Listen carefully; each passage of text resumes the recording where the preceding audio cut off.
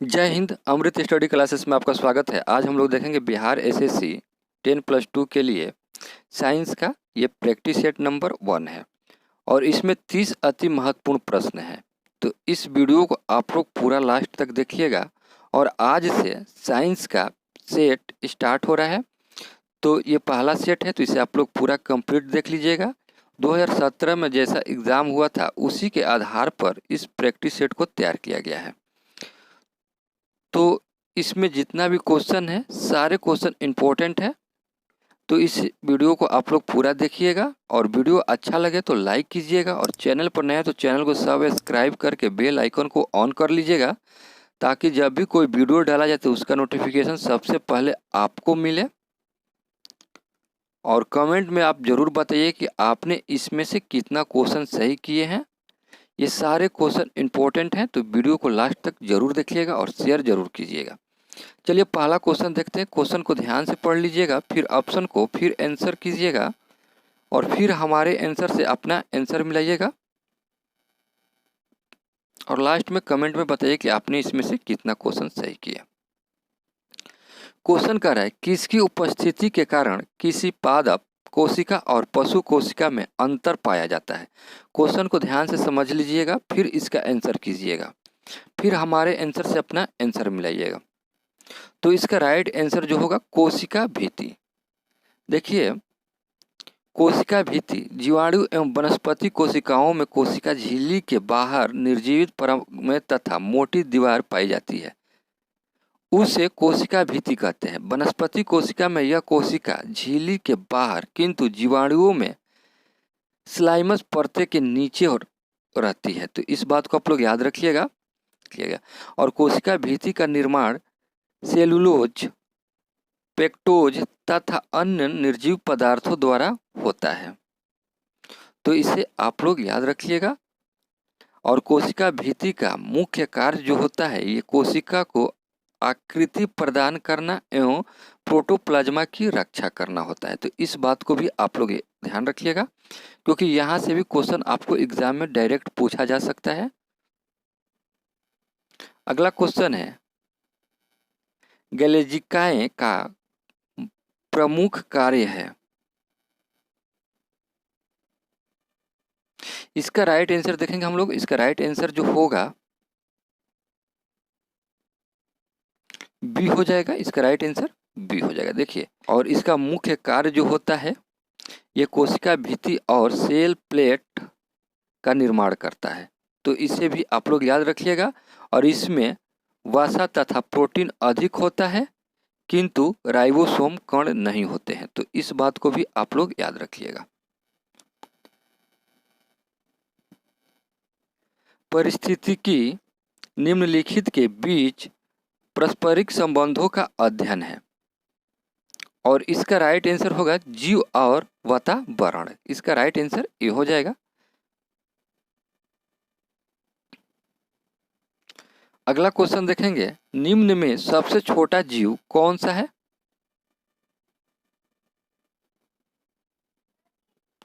इसमें सबसे छोटा जो होता है इसका राइट आंसर जो होगा आपका सी हो जाएगा, माइकोप्लाज्मा। देखिए, छोटा आकार के प्लाज्मा को माइकोप्लाज्मा कहा जाता है जिसका आकार 10 मिलीमीटर के आसपास होता है और इसकी खोज सन 1898 में फ्रांस के वैज्ञानिक ई नोवाल्ट तथा ई रॉक्स ने की थी। तो इसे भी आप लोग याद रखिएगा।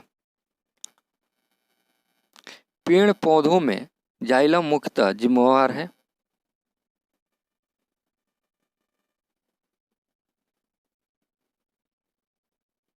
और इसका राइट आंसर जल वहन के लिए। इसका राइट आंसर सी हो जाएगा। वर्धनता वाले व्यक्ति को लाल रंग दिखाई देता है। इसका राइट आंसर जो होगा आपका सी हो जाएगा, हरा।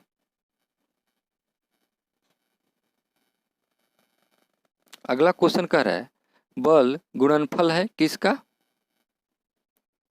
तो द्रव्यमान और त्वरण का। इसका राइट आंसर बी हो जाएगा। जब कोई व्यक्ति चंद्रमा पर उतरता है तो उसके शरीर में उपस्थिति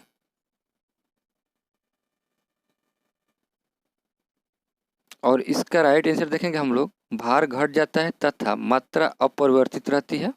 इसका राइट आंसर बी हो जाएगा। तो ये चंद्रमा पृथ्वी का एकमात्र उपग्रह है। चंद्रमा पर गुरुत्वाकर्षण का मान पृथ्वी के गुरुत्वाकर्षण के मान का 1/6 है। अतः किसी पिंड को चंद्रमा से पृथ्वी पर स्थानांतरित करने पर उसका भार बढ़ता है, परंतु मात्रा अपरिवर्तित रहती है। कम गुरुत्वाकर्षण के कारण चंद्रमा पर वायुमंडल का अभाव है और चंद्रमा पर दिन का तापमान 100 डिग्री सेल्सियस तथा रात का तापमान 180 डिग्री सेल्सियस तक होता है। चंद्रमा का आकार पृथ्वी के आकार का 1/4 है और चंद्रमा के प्रकाश को पृथ्वी पर आने में 1.25 सेकेंड लगता है। पृथ्वी के चारों ओर परिक्रमा के अलावा चंद्रमा अपनी धुरी पर घूर्णन करता है और चंद्रमा का मात्र 59% भाग ही पृथ्वी से दिखाई देता है। तो इसका राइट आंसर बी हो जाएगा। और ये सारे पॉइंट जो है इंपॉर्टेंट है, तो इस पॉइंट को भी आप लोग याद रखिएगा। यदि हम भूमध्य रेखा से ध्रुवों की ओर जाते हैं तो जी का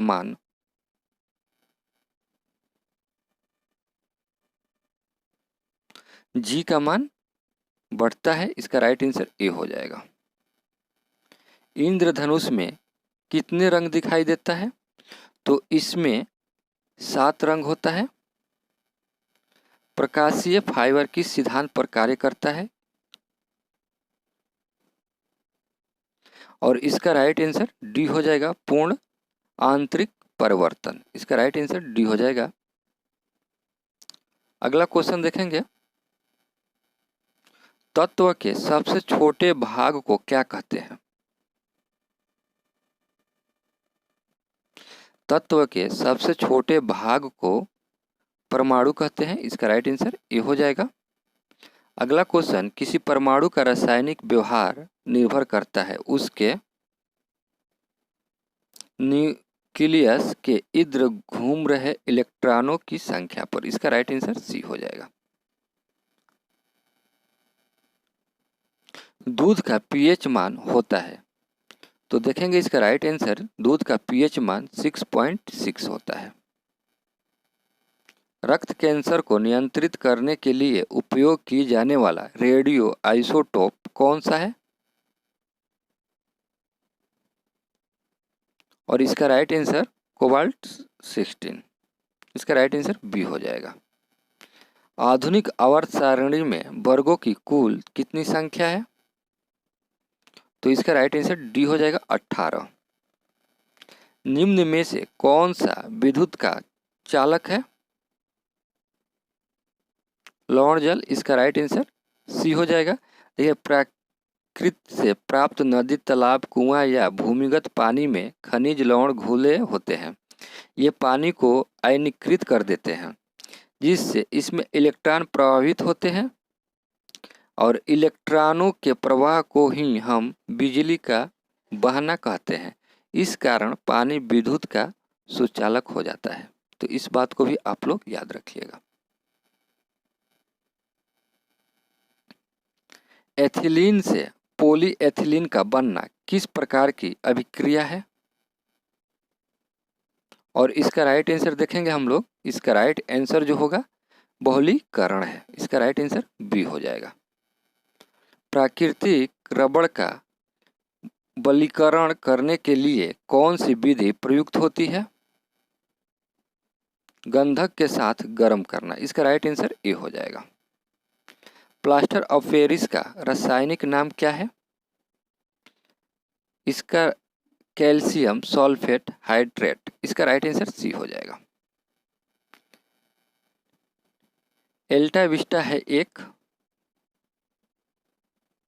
ये सर्च ईंधन है। इसका राइट आंसर डी हो जाएगा। पचे हुए भोजन में मौजूद विषैले पदार्थ का कौन सा अंग चूषण करता है? यकृत। इसका राइट आंसर डी हो जाएगा।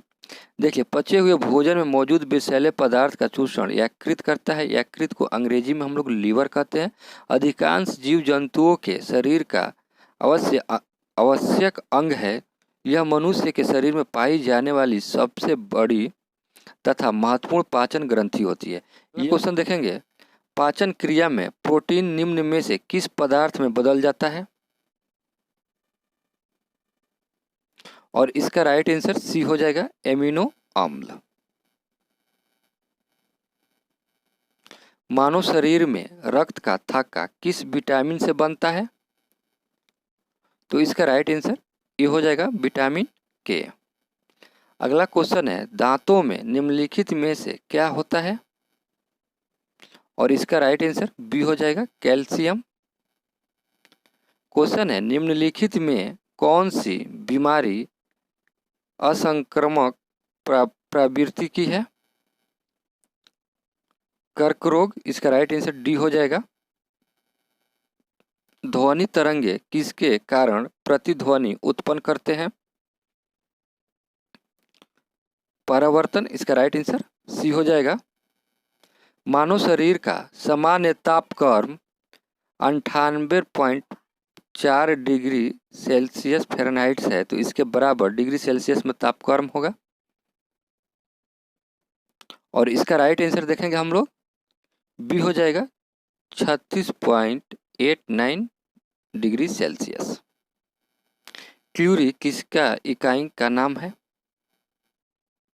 क्यूरी किसकी इकाई का नाम है? तो इसका राइट आंसर देखेंगे हम लोग, ए हो जाएगा, रेडियो एक्टिविटी धार्मिकता। अगला क्वेश्चन देखेंगे, सापेक्ष आर्द्रता नापी जाती है। आपने इसमें से कितना क्वेश्चन सही किए ये आप हमें कमेंट में ज़रूर बताइएगा। और वीडियो अच्छा लगा हो तो लाइक कीजिएगा, और चैनल पर नया हो तो चैनल को सब्सक्राइब करके बेल आइकन को ऑन कर लीजिएगा, ताकि जब भी कोई वीडियो डाला जाए तो उसका नोटिफिकेशन सबसे पहले आपको मिले। चलिए देखते हैं इसका राइट आंसर क्या होगा। तो इसका राइट आंसर हाइग्रोमीटर होगा। इसका राइट आंसर हाइग्रोमीटर से मापा जाता है। चलिए मिलते हैं अगले वीडियो में, तब तक के लिए जय हिंद।